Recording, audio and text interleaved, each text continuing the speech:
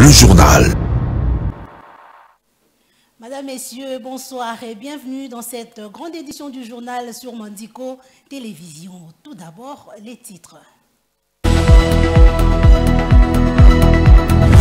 Gratuité de l'enseignement en République démocratique du Congo, le Bureau central de coordination s'en mêle. 145 écoles seront bientôt construites dans 9 provinces pour résoudre la question du surplus dans les secteurs de l'EPST. C'est l'essentiel du protocole d'accord signé ce lundi à Kinshasa. Et puis, le syndicat national de médecins durcit les temps et rejette la trêve proposée par le gouvernement. Ce médecin membre du SINAMED menace d'organiser une autre manifestation dénommée Acte 3. Voilà tout pour les titres. Bienvenue à tous.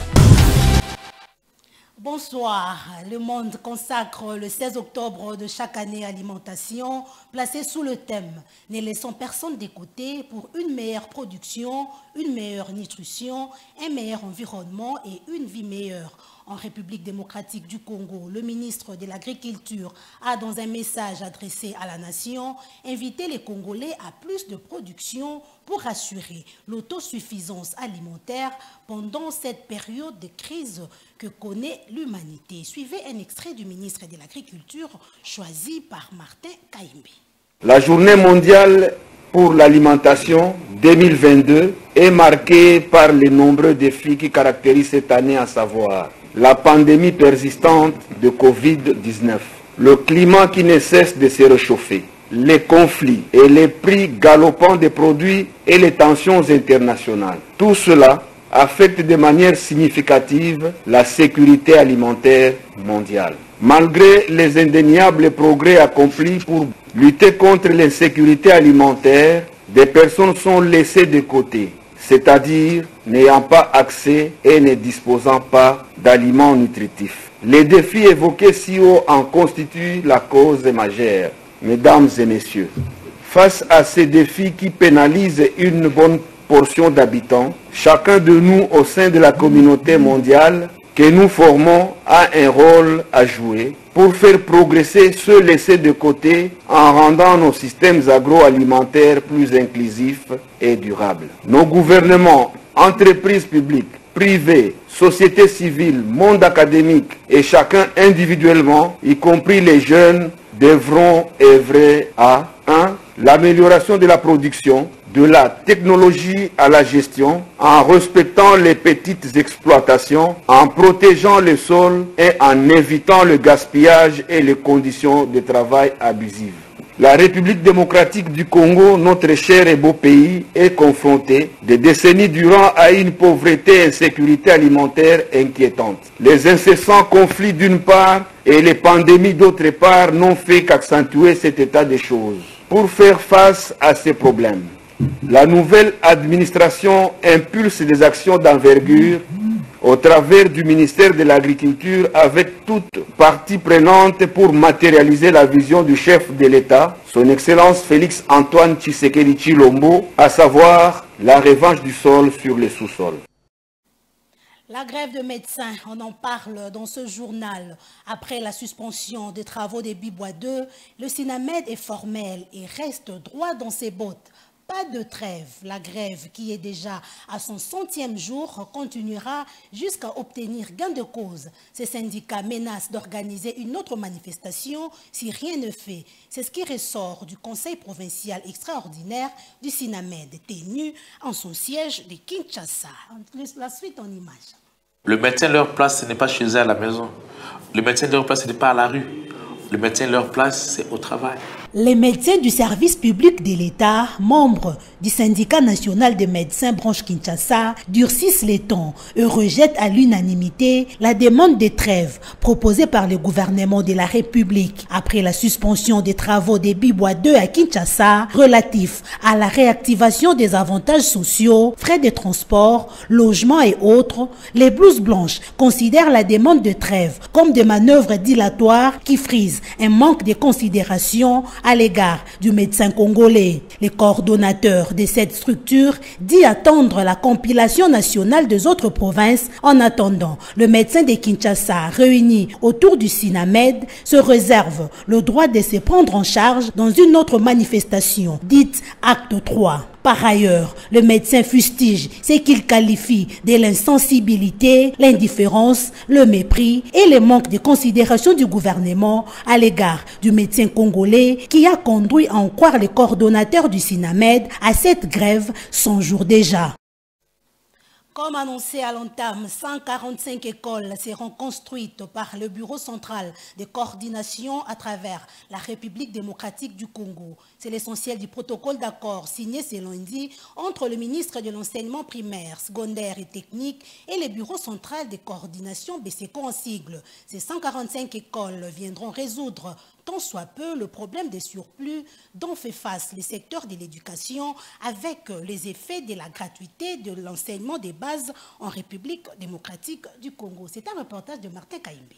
En réponse aux effets induits de la gratuité de l'enseignement primaire dont le surpeuplement de salles par les élèves, le président de la République démocratique du Congo, Félix Tshisekedi, vient de trouver la solution à cette situation. Le Bureau central de la coordination BCECO en sigle a signé ce lundi un protocole d'accord avec le ministère de l'EPST pour la construction des 145 écoles. Ces protocoles est le résultat de l'accord de financement signé entre le gouvernement de la RDC et la Banque mondiale d'un montant de 185 millions de dollars américains. Vous savez que le programme phare du chef de l'État, M. Félix Antoine Tshisekedi Tshilombo, qui est la gratuité de l'enseignement primaire et secondaire, a produit des effets positifs. Et parmi ces effets positifs, c'est l'accroissement du nombre d'élèves dans les salles de classe. Ce qui fait qu'aujourd'hui, il était nécessaire justement de construire de nouvelles infrastructures pour accueillir l'excédent du nombre d'élèves qui sont apparus grâce à ce programme. C'est dans ce cadre justement que nous venons de signer un protocole d'accord avec son excellence monsieur le ministre de l'EPST pour pouvoir construire à peu près aux environs de 154 écoles pour pouvoir absorber cet excédent. Pour le moment, nous avons 9 provinces. En fait, ce sont les 9 provinces pour lesquelles la Banque mondiale avait appuyé la gratuité. Donc, les mémoires, nous avons la ville-province de Kinshasa, le Congo central, Sankourou, Kasaï oriental, Kasaï central, province de l'Équateur, Kwilu et Kwango. Il s'agit d'un programme d'urgence. Nous pensons que d'ici juin 2023, nous pourrons construire toutes les 154 infrastructures. Outre la construction de ces 145 écoles, le ministre de l'EPST a négocié et obtenu de son collègue des finances un montant de 60 millions, soit affecté à la construction et à la réhabilitation dans 9 provinces éducationnelles des infrastructures scolaires. Conflit interethnique à Kwamount, une délégation des chefs traditionnels Tekewumbu avait franchi les portillons du bureau des speakers de la Chambre basse du Parlement. En toile de fond, les conflits qui sévissent dans le Maïndomé, précisément dans les territoires de Kwamount. Christophe Mbosso les a exhortés à la culture de la paix, que ces conflits n'arrivent pas à Kinshasa. Suivez ce reportage. Les conflits de Maïndombe ne doivent pas arriver à Kinshasa. C'est la demande faite par le président de la Chambre basse du Parlement, Christophe Mbosso, à la délégation de chefs traditionnels Tekewumbu, conduite par le député national Mota Ngaliema. Nous devons tout faire pour préserver la paix dans nos différentes entités afin de garantir une bonne saison agricole pour nos enfants, a renchéri les speakers de la Chambre basse du Parlement. Message bien compris par les participants à cette rencontre, comme le confirme le chef de la délégation. En tant que fils du chef coutumier, le président de l'Assemblée nationale a dit que personne ne changera les plateaux Bateke en plateau je ne sais pas d'où. Parce que c'est Dieu qui a voulu que ces plateaux-là appartiennent au Tekewumbu. Nous demandons à nos frères Teke et Yaka, qui sont encore dans l'ignorance, que le trouble n'arrange rien, de cesser de s'entretuer. Nous sommes en période de culture. Les villages sont vidés. Il n'y a plus de champs, il n'y a plus rien. Ça a des conséquences. Donc, il faut qu'on arrête cette barbarie. Les chefs traditionnels ont pris l'engagement de tout faire pour préserver la paix et la tranquillité dans leurs entités respectives. Tout à fait autre chose, l'Alliance des Tshisekédistes pour le changement des Congolais, ATCECO en sigle, a procédé à la notification des membres de son bureau et des hauts cadres du parti afin d'envisager dans le tout prochain jour à l'installation comme à la sortie officielle de cette formation politique. Reportage.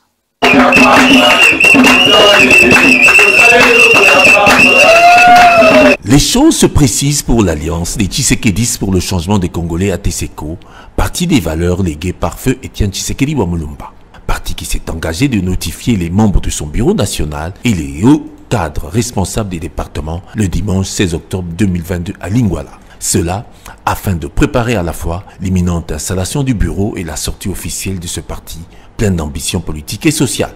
Pour ceux qui sont d'ailleurs ici avec moi, je vous parlerai par exemple de Madame Christelle Chito qui va s'occuper du département des affaires sociales, que nous appelons d'ailleurs très souvent Maman Sociale déjà. Et de l'autre côté, vous avez le secrétaire général Robert Difwanda. Et avec lui, c'est vraiment la plaque tournante. De l'autre extrémité, nous avons celui qui est chargé de l'implantation, de l'organisation et de l'implantation, Monsieur Nathan Poy.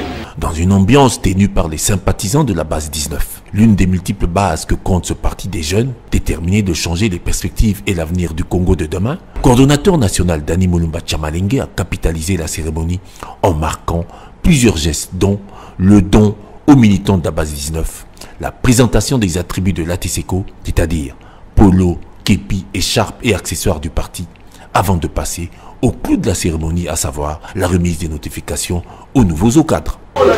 Cette date d'aujourd'hui est une grande date. Elle sera désormais marquée dans les annales de l'histoire, simplement parce que aujourd'hui l'ATCECO connaît ses dirigeants, ces hommes forts, cette jeunesse forte qui sera déterminante pour le changement des Congolais. Oui, nous sommes l'Alliance des Tshisekédistes pour le changement des Congolais. Et cet après-midi, nous avons procédé à la notification des uns et des autres, de sorte que chacun puisse comprendre quelle est sa responsabilité face à ces changements que nous sommes appelés à apporter dans la vie, si pas dans le quotidien du Congolais. C'est une étape importante que vient de franchir l'Alliance des Tshisekédistes pour le changement des Congolais ATCECO pour se mettre au travail dans les valeurs prônées par feu Étienne Tshisekedi au service de la jeunesse, du peuple et du social. Le gouvernement de la République, via le ministère des Transports, Voies de Communication et Désenclavement, concrétise son projet de doter toute la province de bus de transport. Après les provinces du Grand Kassai et du Sud-Ubangi, le ministre des Transports, Chérubin Okende, a remis 5 bus Transco pour la province du Sankourou au gouverneur Jules Lodi. Suivez tour à tour le ministre et les gouverneurs du Sankourou dans cet élément. Toutes les provinces de la République démocratique du Congo seront dotées des bus Transco pour faciliter les déplacements internes des populations. Vœu concrétisé du gouvernement par le ministre des Transports, Voies de Communication et du Désenclavement, Chérubin Okende Senga, à l'occasion d'une nouvelle remise en présence du député national, Guy Mafuta, prise à témoin. Je voudrais ici saisir cette opportunité pour rassurer d'autres provinces. Il n'y aura pas de délaissés. D'autres provinces sont aussi dans le programme. Et nous allons l'exercer, nous allons le réaliser. Ce dont Transco a pour le moment besoin, en m'adressant à un honorable député, c'est le soutien aussi de représentants du peuple pour que Transco puisse continuer sa voie d'épanouissement, de développement. Après les 3 provinces du Grand Kassai et celle du Sud-Ubangi, le tour est venu à la province du Sankourou de bénéficier de 5 bus Transco réceptionnés par le gouverneur en personne de cette entité, Jules Lodi, qui en a reçu les clés des mains du ministre. Je rappelle que lorsque j'ai vu le ministre, il m'avait dit, j'ai été instruit par le président de la République. Le Sankourou est aussi concerné par le changement. Ça a été très fort. Mais au-delà de cette symbolique, je me rends compte que ces gouvernements de la République, c'est un gouvernement du changement. Ce changement est là. Je ne peux que dire merci à toute la République. Le ministre national des Transports, Chérubin Okende, a rassuré davantage de la ferme volonté du chef de l'État, Félix Tshisekedi, d'honorer ses promesses en ce qui concerne les transports des populations. Les promesses du chef de l'État ne vont pas s'arrêter là. Bien entendu, on aurait pu dire la charité bien ordonnée commence par soi-même. Mais la vision de Félix Tshisekedi n'est pas de la partisanerie provinciale. Mais est-il que le Sankourou, moi-même ressortissant du Sankourou, je suis fier de l'être, je voudrais saisir cette opportunité pour vous encourager davantage. Cet acte du président de la République voudrait démontrer à la face du monde que le Sankourou n'a jamais été délaissé. Dans peu, toutes les 26 provinces rouleront à la vitesse des bus Transco, société de transport public qui fait honneur à l'État congolais pour le bien-être des Congolais. Et puis, la première dame de la RDC, Denise Nyakeru Tshisekedi, a échangé avec Bobby Ladawa, la veuve Mobutu, sur le projet, sur le lancement du projet au féminin. L'épouse Tshisekedi a profité de cette occasion pour visiter à Rabat la tombe du feu maréchal Mobutu Sese Seko Kukungwendo Wazabanga, roi d'Isaïr. Suivez ces commentaires de Vini Junior Ngali. Depuis la dernière sortie médiatique de l'ex-première dame, Madame Bobby Ladawa, la veuve de feu maréchal Mobutu, les portes de sa résidence ne se ferment plus. Les hommes font les maisons, mais les femmes font les foyers, dit-on. C'est dans l'optique d'acquérir l'expérience que la première dame Denise Nyakeru Tshisekedi a fait ses déplacements à Rabat, au Maroc. Outre l'expérience, l'épouse du président Félix Tshisekedi y est allée faire part à Madame Bobby Ladawa la matérialisation du projet Congo au féminin, un projet qui porte un regard particulier sur les femmes qui ont laissé de traces dans divers secteurs durant les dernières années en République démocratique du Congo, d'après la source de la fondation Denise Nyakeru Tshisekedi. Cette initiative est saluée par Nzanga Mobutu, fils du maréchal et ancien ministre de l'Agriculture. Je pense que c'est une très bonne initiative parce que je pense que souvent on parle des hommes qui ont fait de grandes choses dans ce pays, c'est bien de le souligner. Mais également, je pense qu'il faudrait faire honneur aussi à toutes celles qui ont, par leurs actes physiques, intellectuels, voilà, qui ont contribué aussi. Un geste qui est très fort, qui est très apprécié par la famille. Nous l'apprécions à sa juste valeur. Et vraiment, j'apprécie cette visite. Et c'est un signal vraiment très fort qui est lancé à toute la famille. Et je pense que ça permettra, en tout cas dans les temps à venir, d'arriver à comment dire, à détendre un peu l'atmosphère et puis nous parviendrons peut-être un jour aussi à ramener la dépouille de notre père. Après les dîners, la première dame Denise Nyakeru Tshisekedi ne pouvait pas quitter la ville sans rendre hommage au deuxième président de l'histoire de la RDC, une gerbe de fleurs déposée sur sa tombe, un geste autant symbolique que significatif pour la famille Mobutu et les pays tout entier et qui sera gravé dans la mémoire collective. L'actualité, c'est aussi dans les colonnes de journaux parus ce lundi dans la capitale congolaise, revue de presse.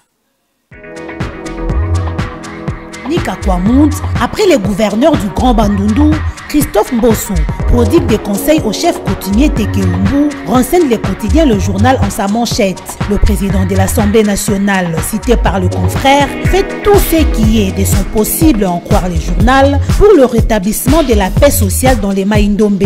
Pour mettre fin à ces violences dont les répercussions se font sentir sur l'ensemble du Grand Bandundu, il multiplie les contacts avec les forces vives de la société.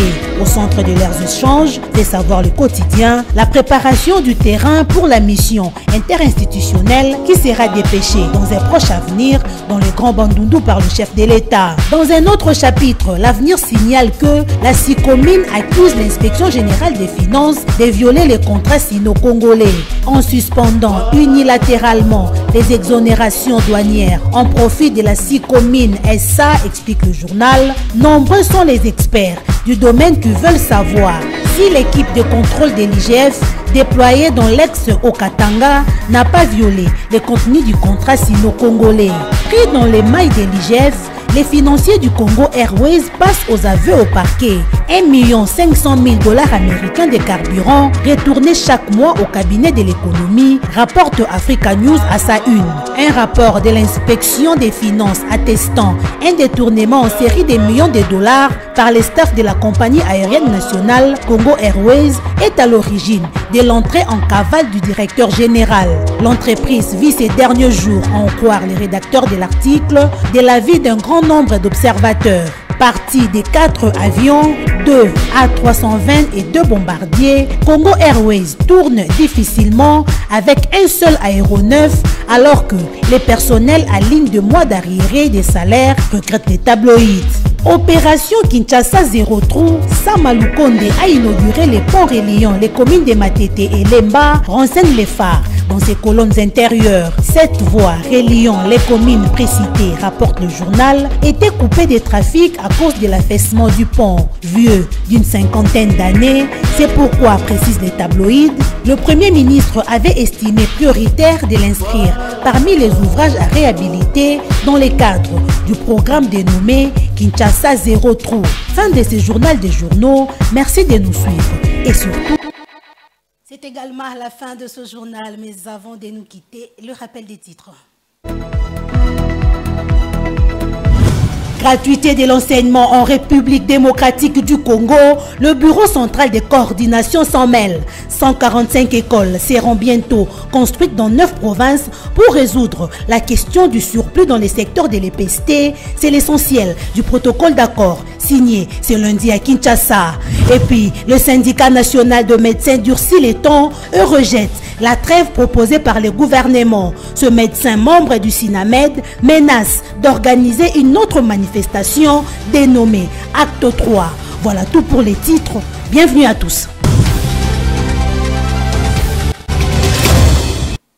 C'en est finalement fini pour ce soir. Madame, Messieurs, je vous retrouve demain, mardi à 19 h pour un nouveau journal. D'ici là, portez-vous bien. Au revoir.